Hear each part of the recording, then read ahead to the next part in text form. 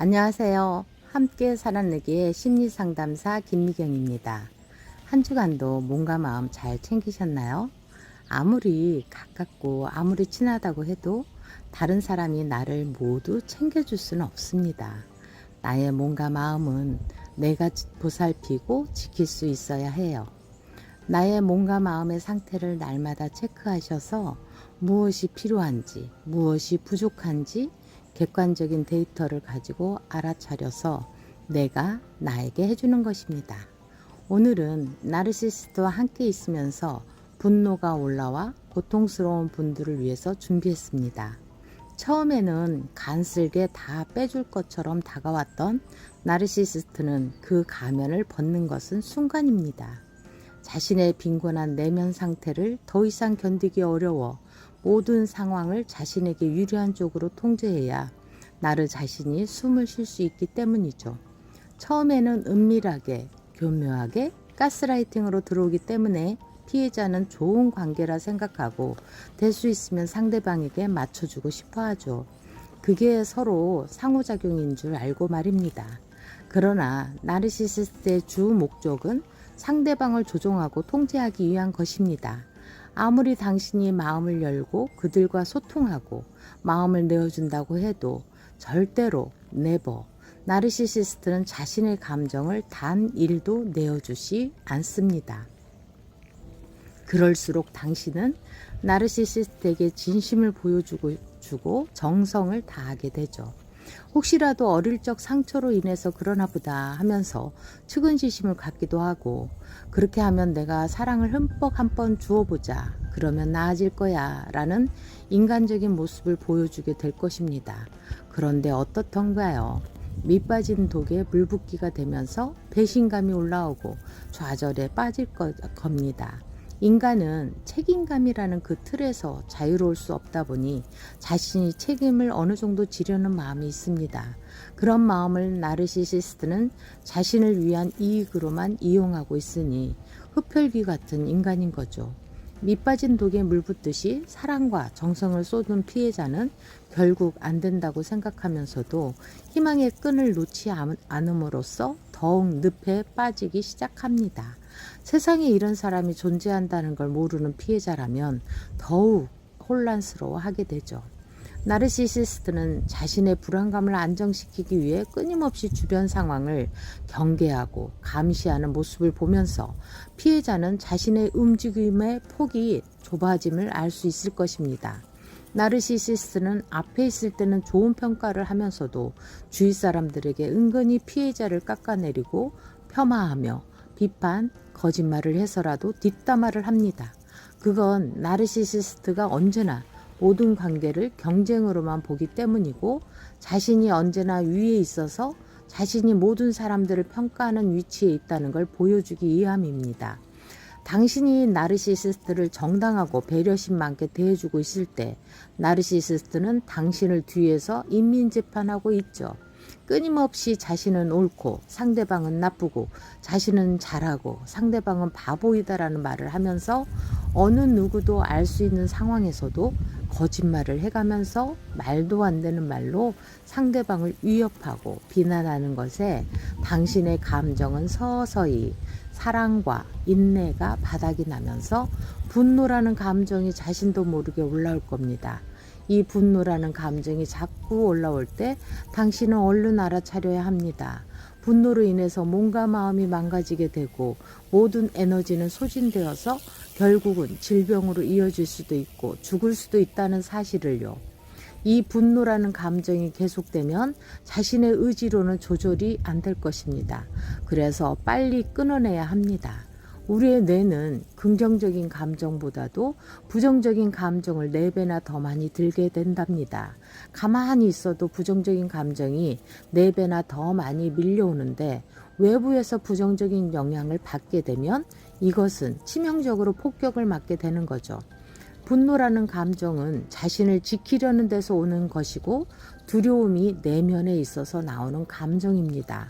또한 무시당하거나 존중받지 못했다는 생각으로 자존감이 다치게 되었던 거죠. 밖으로 표출되면 분노가 되지만 그 화살이 내면으로 향하면 우울이 옵니다.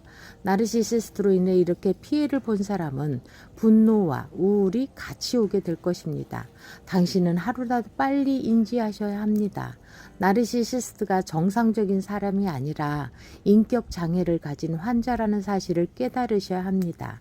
그 환자를 가지고 정상인에게 대하듯 하고 정상인이 대해주듯이 자신에게 대해주기를 바라는 희망의 줄을 끊어야 합니다.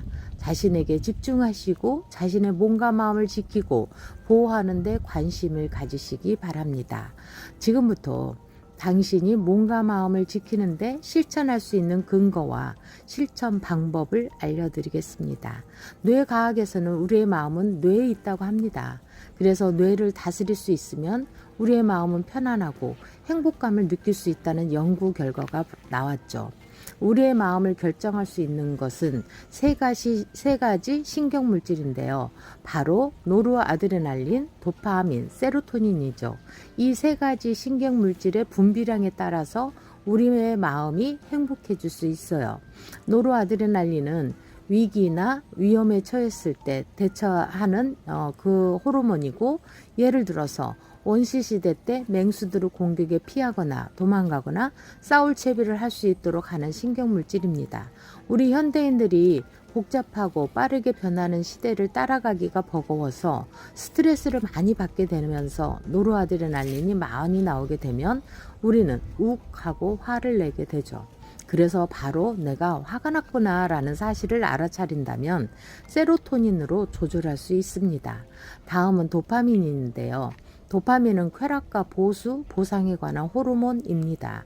노력을 열심히 해서 그만한 보상이 이루어지면 우리는 기분이 좋아져서 더욱 노력하게 되고요. 의욕이 나지만 노력을 열심히 했는데도 그만한 보상이 없다면 우리는 좌절과 실망과 의욕이 꺾이게 되고 좌절을 극복하기 위해서 알코올 중독, 마약 중독, 도박 중독에 빠지게 되죠. 이러한 것도 빨리 알아차리어서 세로토닌으로 조절할 수 있답니다. 마지막 가장 중요한 세로토닌입니다. 우리 몸의 생명과 직결된 호르몬이고요. 행복 호르몬, 감정 호르몬, 미인 호르몬, 공부 호르몬, 조절 호르몬이라고도 부릅니다. 세로토닌의 수는 수만 개밖에 되지 않은 아주 적은 수이어서 매일 만들어서 사용되어야 합니다. 이 세 가지 물질들의 분비량이 적절하게 균형이 맞았을 때 우리는 마음이 편안하고 행복해지는 것입니다. 두 물질들이 과잉으로 나올 때 조절해주는 세로토닌을 어떻게 해야 잘 만들어지는지 방법을 알아보도록 하겠습니다. 첫 번째가 햇빛입니다. 하루에 20분 이상씩 햇빛을 받게 되면 세로토닌으로 잘 만들어집니다. 두 번째가 운동입니다. 하루에 30분에서 1시간 이상씩 햇빛을 받으면서 규칙적으로 걷게 된다면 기분 좋은 하루를 보낼 수가 있죠. 세 번째가 규칙적인 식사입니다. 세로토닌의 원료가 트립토판인데 트립토판은 음식의 섭취로만 가능합니다. 그래서 규칙적인 식사가 중요하죠. 세로토닌을 만들기 위한 음식 중에서 가장 좋은 것은 바나나입니다. 네 번째는 복근 심호흡인데요. 우리의 몸에서 의식적으로 조절할 수 있는 장기는 폐뿐입니다. 그냥 우리가 쉬는 호흡은 세로토닌과는 관계가 없고요. 반드시 복근 심호흡을 통해서 세로토닌이 활성화됩니다. 3초간 숨을 들이마시고 3초간 입을 다물고 멈췄다가 3초간 내쉬는 방법인데요. 흡기 때는 배를 불룩 내밀고 호기 때는 배가 등 뒤에 닿는 느낌이 들 때까지 잡아당기면서 하게 되면 효과가 좋습니다. 다섯 번째가 긍정적인 정서 만들기입니다. 긍정적인 감정을 많이 뇌에 저장하면 뇌는 익숙한 것에 습관적인 것에 반응하므로 긍정적이고 좋은 에너지를 내게 됩니다. 이 5가지를 꼭 실천하신다면 여러분은 몸과 마음을 지키실 수 있습니다. 내 몸과 마음은 내가 지킨다는 생각을 잊지 마시고 행복하시기 바랍니다. 구독, 좋아요는 사랑입니다. 함께 살아내기의 김미경이었습니다. 감사합니다.